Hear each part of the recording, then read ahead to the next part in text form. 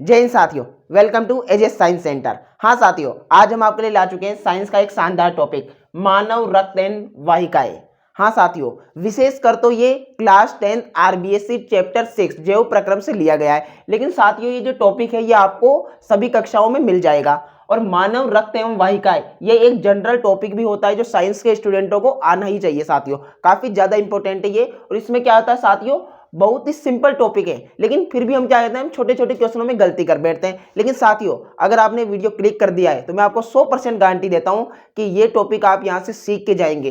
कुछ परसेंट बच्चे होंगे जो दोबारा देखेंगे वीडियो और पढ़ेंगे दोबारा, वरना यहीं के यहीं याद हो जाएगा आपको, इसकी गारंटी मैं आपको देता हूं साथियों। तो आइए शुरू कर लेते हैं आज का हमारा शानदार टॉपिक। और साथियों, आज हम इसमें इस तरीके से भी सीखेंगे कि अगर एग्जाम में या बोर्ड एग्जाम में हमारे पास क्वेश्चन आए कि रक्त और वाहिकाओं को समझाइए तो किस किस प्रकार से लिखना है और पूरे नंबर कैसे प्राप्त करने हैं। क्योंकि साइंस सब्जेक्ट में क्या होता है साथियों, ज्यादा लिखने के या कॉपी भरने के नंबर नहीं मिलते, इसमें नंबर मिलते हैं ओनली फॉर जो जो पूछा गया है उसके मेन टॉपिक लिखने के, चाहे आप वो डायग्राम के माध्यम से हो या फिर आपका इस प्रकार से पैराग्राफ के माध्यम से हो, उसमें आपको नंबर लेने होते हैं। तो आइए शुरू कर लेते हैं आज का हमारे शानदार वीडियो। हाँ तो साथियों, अब हम सीख लेते हैं मानव रक्त एवं वाहिकाएं। रक्त आपको पता होगा साथियों, रक्त क्या होता है, खून होता है हमारा, जिसे हम खून रुधिर भी बोलते हैं। ठीक है साथियों, तो इसकी डेफिनेशन आप सिंपल से लिख दें यहां से। रक्त या खून एक शारीरिक तरल है, शारीरिक यानी शरीर का तरल है, जो रक्त वाहिकाओं के अंदर विभिन्न अंगों में लगातार बहता रहता है। ठीक है, वाहिकाएं मतलब साथियों हमारी नसें होती है। क्या होती है? नसें। तो जो ये क्या है, खून है, एक प्रकार का शारीरिक तरल है जो कि रक्त वाहिकाओं के अंदर विभिन्न अंगों में लगातार बहता रहता है। ठीक है साथियों, सिंपल सी डेफिनेशन है, याद रखें, बोर्ड एग्जाम में आपको ऐसी डेफिनेशन लिखते ही अच्छे नंबर मिलेंगे। उसके बाद हम समझ लेते हैं कि रक्त के पार्ट्स क्या होते हैं, ये कितने प्रकार का होता है। तो रक्त की बात करें साथियों, एक तो ये होता है ठोस अवयव और एक होता है द्रव्य अवयव। दो प्रकार का होता है। ठोस अवयव में क्या आता है, रुधिर कणिकाएं आती है, यानी कि रक्त की कणिकाएं आती है। और द्रव्य अवयव में क्या आता है साथियों, प्लाज्मा आता है। और प्लाज्मा की मैंने यहाँ डेफिनेशन लिखी है जो पूछ लेता है एक नंबर के क्वेश्चन में, पीले रंग का तरल पदार्थ जिसमें 90% जल होता है। यानी कि क्या है साथियों, जो प्लाज्मा है ये एक प्रकार का पीले रंग का तरल पदार्थ है जिसमें 90% तो क्या होता है, जल ही होता है, बाकी 10% ये प्लाज्मा का कोई तरल रूप होता होगा साथियों। ठीक है, अब ठोस अवयव में पड़े रुधिर कणिकाएं, ये भी हमारा काफी ज्यादा इंपॉर्टेंट है साथियों।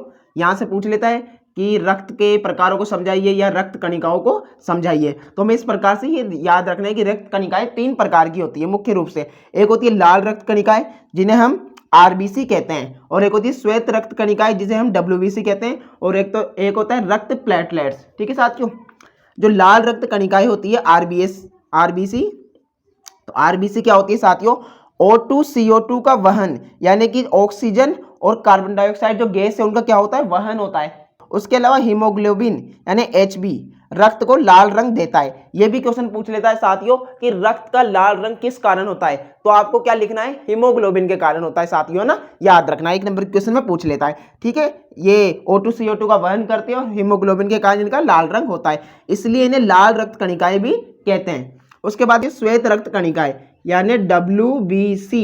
ठीक है साथियों, इसमें क्या है, शरीर को रोग मुक्त करने में सहायक होती है। जो श्वेत रक्त कणिकाएं उनका प्रमुख कार्य क्या है साथियों, शरीर को रोग मुक्त करने में सहायक होते हैं। ठीक है, उसके बाद है रक्त प्लेटलेट्स, तो इसमें हम क्या लिखेंगे, रक्त का थक्का बनाने में सहायक होते हैं। आपने देखा होगा साथियों, जब हमें कभी एक्सीडेंट में या कभी कोई घाव लगता है तो उसके ऊपर एक प्रकार की खून की सी परत जम जाती है जिसे हम खरूट वगैरह भी कुछ बोल सकते हैं। तो वो क्या होता है, किस कारण होता है, वो थक्का किस कारण बनता है, वो होता है रक्त प्लेटलेट्स। जिसके शरीर में इसकी कमी हो जाती है उसका ब्लड निरंतर बहता रहता है, रक्त का थक्का जल्दी नहीं बनता है साथियों। ठीक है ना, तो इस प्रकार से आप, मैंने यहाँ पर वो चीज लिखी है जो आपके एग्जाम के अनुसार काम की है, और इस प्रकार से आप कम शब्दों में भी ज्यादा से ज्यादा बात कैसे कह सकते हैं, इस तरीके से कह सकते हैं। उसके बाद ये हमारा हो गया मानव रक्त, परिभाषा समझ ली, प्रकार समझ लिए कि ठोस अवयव होता है, द्रव्य अवयव होता है, और उनके प्रकार हमने समझ लिए। अब आता है रक्त वाहिकाएं। वाहिकाएं क्या आती है साथियों, जिसमें बहते हैं, जिसमें रक्त बहता है वो वाहिकाएं हो जाती है। ठीक है, तो रक्त वाहिकाएं मुख्य रूप से हमारी 2 प्रकार की होती है, एक तो होती है धमनी, एक होती है शिरा। ठीक है, रक्त वाहिकाएं 2 प्रकार की होती है, धमनी और शिरा। धमनी की बात करें साथियों, ऑक्सीकृत रुधिर को हृदय से शरीर के विभिन्न अंगों तक ले जाती है। ऑक्सीकृत रुधिर क्या है साथियों, हमने जब श्वसन तंत्र पढ़ा था साथियों, अगर आपने वीडियो नहीं देखा तो डिस्क्रिप्शन में जाके वीडियो देख सकते हैं। श्वसन तंत्र जब पढ़ा था तो उसमें पढ़ा था साथियों कि वायु नासाद्वार के द्वारा होती हुई कहां तक जाती है, रुधिर तक जाती है और रुधिर में मिल जाती है। यानी ऑक्सीजन जब रुधिर में मिल जाए तो होता है ऑक्सीकृत रुधिर को हृदय से शरीर के विभिन्न अंगों तक ले जाती है। कौन ले जाती है साथियों? धमनी ले जाती है। याद रखना कि ऑक्सीकृत रुधिर को हृदय से पूरे शरीर तक कौन लेके जाता है? धमनी लेकर जाती है। लेकिन इसका अपवाद भी है साथियों, फुफ्फुस धमनी। ये फुफ्फुस धमनी ये कार्य नहीं करती है, इसलिए क्या है? इसका अपवाद है। अपवाद पूछ लेता है साथियों कि धमनी शिरा का अपवाद बताइए, तो हो जाएगा फुफ्फुस धमनी। उसके बाद है भित्ति मोटी व लचीली होती है। धमनी की जो भित्ति होती है वो मोटी और लचीली होती है। इनमें वाल्व नहीं होते हैं साथियों, और ये सतही नहीं होती है, ऊतकों के नीचे पाई जाती है। मतलब सतह ही नहीं होती है, नींद की कोई सतह नहीं होती है। ये क्या होता है? ऊतक जो होते हैं साथियों उनके नीचे पाई जाती है। उसके बाद इसका पढ़े साथियों, अगर अंतर पूछ ले कि धमनी और शिरा में अंतर लिखिए, तो भी आप ऐसा का ऐसा एग्जाम में लिख सकते हैं साथियों, आपको अच्छे नंबर मिलेंगे। उसके बाद है विभिन्न अंगों से अनऑक्सीकृत रुधिर को एकत्र करके वापस हृदय में लाती है। गौर कीजिएगा साथियों, इसमें क्या था? जो ऑक्सीकृत हो गया है वो हृदय से शरीर के विभिन्न अंगों तक जाता है, लेकिन इसमें क्या है साथियों कि विभिन्न अंगों से जो अनऑक्सीकृत यानी जिसमें ऑक्सीजन नहीं मिली हुई है, ऐसे रुधिर को कहां तक लेके आती है? हृदय तक लेकर आती है। कौन लेकर आती है? शिरा जी लेके आती है, यानी कि शिरा वाहिका है। ठीक है। अपवाद क्या है? फुफ्फुस शिरा है। इसमें फुफ्फुस धमनी थी, इसमें फुफ्फुस शिरा है। उसके बाद इसकी जो भित्ति थी मोटी व लचीली होती थी, इसकी क्या है? कम मोटी व कम लचीली होती है। क्या होती है साथियों? कम मोटी और कम लचीली, यानी इसकी अपेक्षा करें तो। ठीक है। इनमें वाल्व नहीं होते, लेकिन इनमें वाल्व होते हैं, और ये सतही होती है साथियों। धमनी में तो सतह नहीं होती, ये ऊतकों के नीचे पाई जाती है, लेकिन शिरा में क्या होती है साथियों? सतही होती है ना।